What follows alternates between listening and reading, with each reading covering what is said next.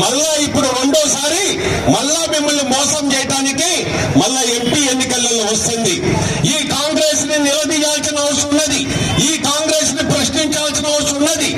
ఎంత బాధ అనిపిస్తుందంటే, నేను ఒక రైతు బిడ్డని, ఒక ఖమ్మం బిడ్డని, ఒక రైతుకి ఏదైనా అన్యాయం జరిగితే బాధపడేటట్టు వాడిని, బడుగు బలహీన వర్గాలకు ఏదైనా అన్యాయం జరుగుతుందంటే బాధపడేటట్టు వాడిని.